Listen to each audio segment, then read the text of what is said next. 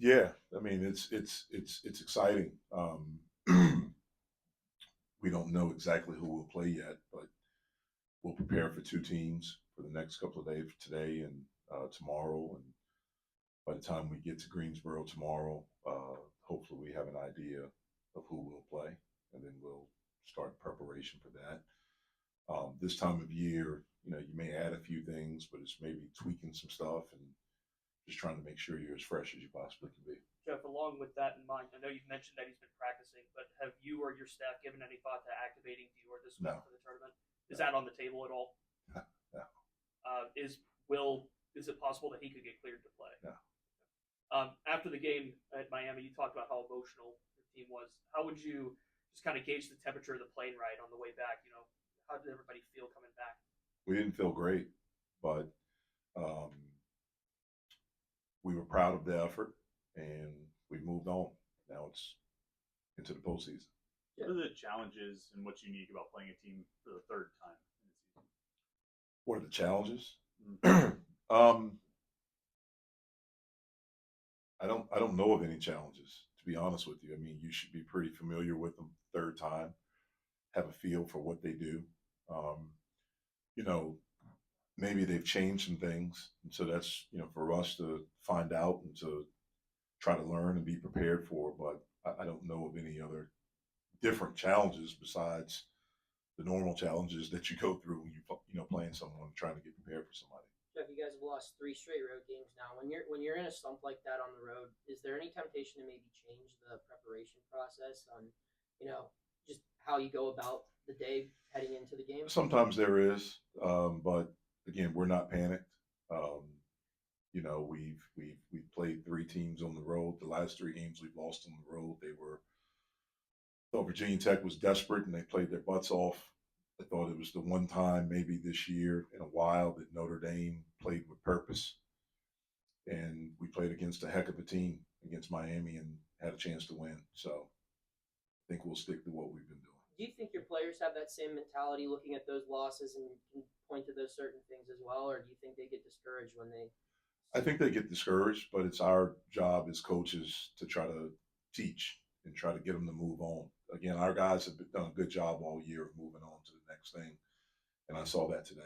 Coach, did you have to give that message, or are they such a veteran team that they take that message themselves? Yeah, I mean, I gave the message right after the game when we got back here. I found out yesterday that they met when they got back here in the locker room, and so felt good about that. What is an area or two that you really want to going to be key, especially in terms of We have to defend and rebound better. That's a big thing. We haven't defended well the past few games like we were earlier, and then we didn't rebound against Miami. We have to do that. And just we have to be better in every facet. When you get to this time of year, it's crazy. You've already seen some craziness happen in some of these conference tournaments, that are going on right now. And so, you have to try to not get too emotional. You have to be able to utilize and use emotion the right way, use it in a positive way, and don't let emotion use you. Jeff, everybody says that teams with strong guard play have an advantage in these tournaments. In your estimation, why is that? I think when you have good guards, you have a chance to control the game. They're the guys that have the ball the majority of the time. They're the guys that initiate things. They can determine and dictate pace. They're usually at the forefront of your defense. The guys that are picking up, pressuring, and things like that. So I think that's why people feel that way. I've always felt that way. I don't know if that's because I was a guard, but I've always felt that if you have good guards, you have a chance to win. Do you think your guys took the disparity in rebounding personally? I hope so. Did you notice them talking about it much? Not today. Maybe that's something they talked about when we got back and they met, but they didn't talk about it today. Jeff, you have been around the ACC for a really long time. What would it mean to you to be named this conference's Coach of the Year?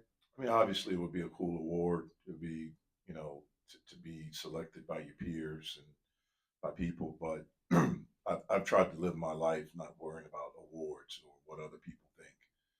I feel good about what we have done as a coaching staff this year with this group. I feel really, really good about our team and about what we have accomplished and what we can accomplish going forward. That's my focus. So to follow up on that, would it be more rewarding for you as a coach to see some of your players get ACC recognition? Yeah, definitely. I mean, that's always at the forefront. Look, I had my time when I played. I had my time and I enjoyed it. And I was able to win some stuff and to be a part of some really special things. Right now, what I want to try to do is to create moments for them where they can have, some special moments and to accomplish some really cool things. What's your favorite moment from the ACC tournament, playing in it or coaching in it? I didn't have much success playing in it when I was a player. Um, I was part of a coaching staff at Duke in 2017 when we won it, so that was probably my favorite. Coach, on top of that, this is like, you feel different going into the ACC tournament for the first time. Well, it's good to get a bye. We've been that first game or that first day every year we've been here, so it feels good. It feels good to have more than 6 conference wins. I think we had 6 each year my first 4 years, or it was no more than 6. I know that. So it feels good to get 14. I mean, that's a heck of a thing to get 14 conference wins. So I feel really good about that and excited about the opportunity that we have. Jeff, Nate Santos has played in just 13 minutes going back to February 11th. Is there anything going on with him, or could we expect to see some of him on the floor in the ACC tournament? You can expect to see everyone. Is he injured? No. Some of your 3-point shooters, not Blake necessarily, but maybe Greg a little bit, Nelly to some extent, maybe even Nike.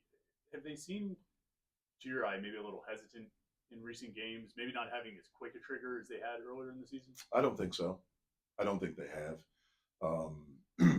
We may not have, some of those guys may not have made as many, but I don't think they've been hesitant. We don't want them to be hesitant. We want them taking good shots. Is there anything a coaching staff can do to maybe increase the amount of rebounding you can do? I don't think there's much you can do for us. Well, maybe some other staffs can. For us right now, we can't do a lot because we don't want to do a lot of physical things. We can't afford an injury. And so there are drills and stuff you can do in practice, but we haven't done rebounding drills all year. We do block out drill. We try to emphasize it. I'm sorry, in some of the things that we do, but not like maybe in the past where you get 3-on-3 and it kind of becomes like football.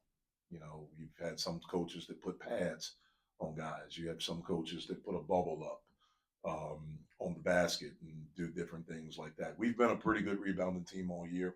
We just didn't rebound well the other day. Jeff, when it comes to Federico's development, I know you've talked about how he's coming along offensively, but is he maybe further along on the defensive end than you thought he could have been to start the season? I don't know because I never put a cap on what he could be. I knew he was just a developing player. I knew that he was a guy that he's really smart and he wants to be good. And so with that, I thought I didn't want to put a cap or think, oh, he can't do this or this is going to take, maybe 2 months instead of a month. I never do that with guys. I just try to go and try to work with him every day and try to help him get better every day. And he's gotten better every day. Maybe I can rephrase that. For a sophomore coming from a junior college, maybe he's getting a little more adjusted to the American style still, but for a guy that has that past, is he maybe further along than maybe you could have expected? He's been better than I expected him to be in all facets of the game. I don't think there's many teams in the country that have lost 3 scholarship players and still won 21 games.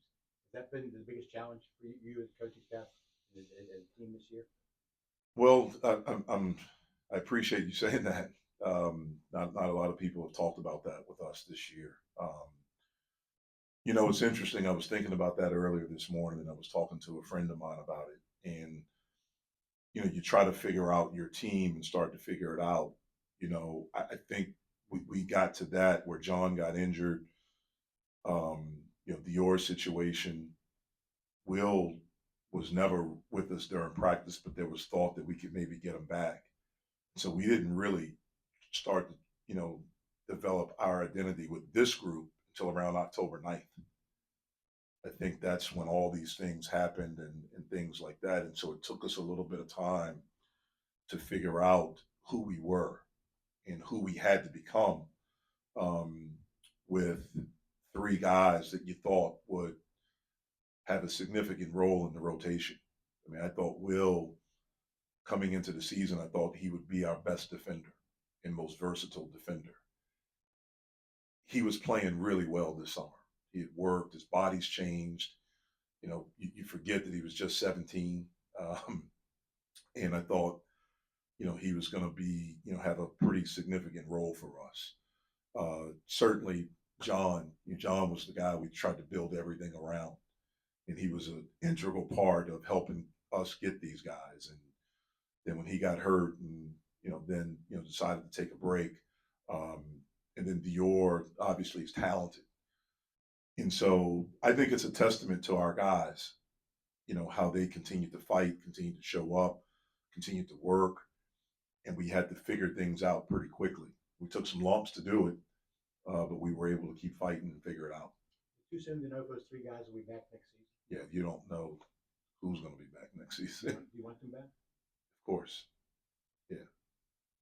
Oh, God, no. When you talk about losing those three guys in the middle of the season and you don't have a lot of time to prepare or adjust, is there almost kind of like a blessing in disguise in that, where you're just throwing this group out there and they have to figure it out in the games and it comes a little bit more organically that way? No, it's not a blessing in disguise. And it happened in October. So we did have a little bit of time before we started playing games.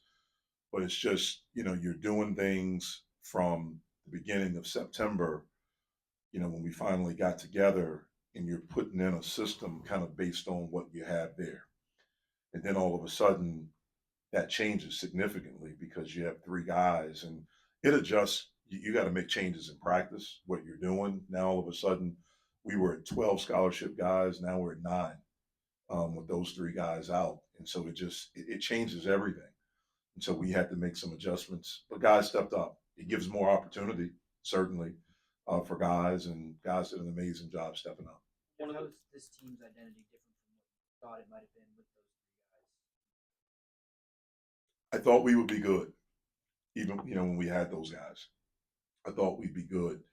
I thought, maybe we'd be a little bit more powerful. We would have more of an inside presence, obviously, with John. That's probably been the biggest difference. We don't have that guy we can just throw it down to that could, get doubled or, foul a whole front court out like we had with John. So that's probably been the biggest adjustment.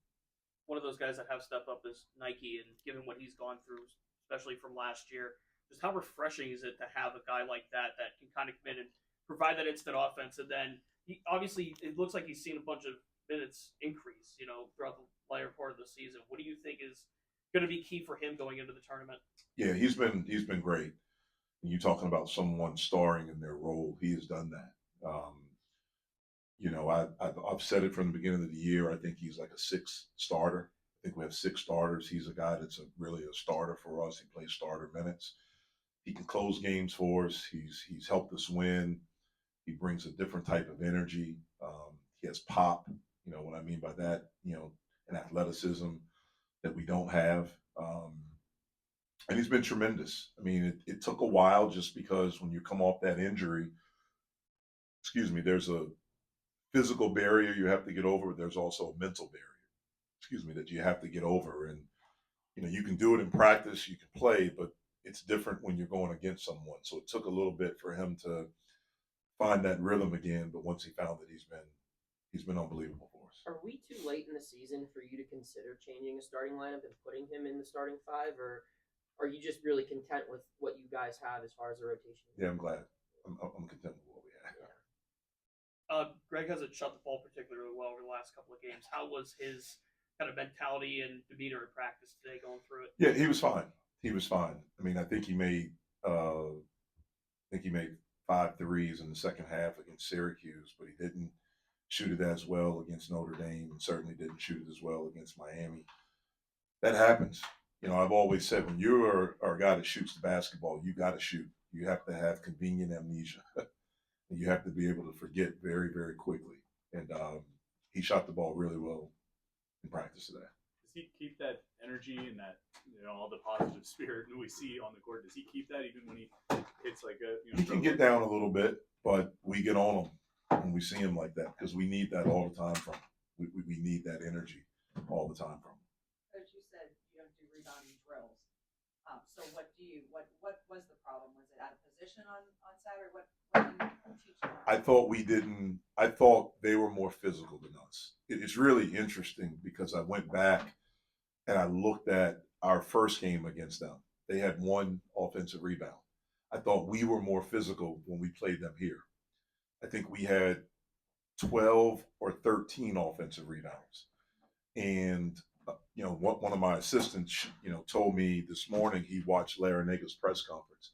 That was a point of, emphasis for them. And, it's interesting when I went back and I watched tape that night, there were times we were in position where they just pushed us out the way. And so I just thought for that game, for whatever reason, they were the more physical team. There were a couple times where like they shot air balls and it was like we thought it was going out of bounds and they have 2 guys going to get it and they get layups.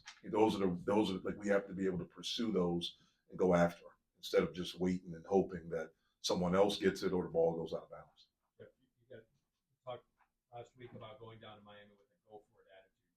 You guys feel have that same type of mentality, energy going down to the ACC? Absolutely. Absolutely. We're really excited. Our guys are really excited. I mean, practice was upbeat today. Really, really positive mindset. And we're anxious. We're just going to try to go win 1 game. See what happens after that. Just win 1. That's what we've talked about all year. Just try to be 1-0. So we're going to try to do that. Thanks, All guys. right. See you guys.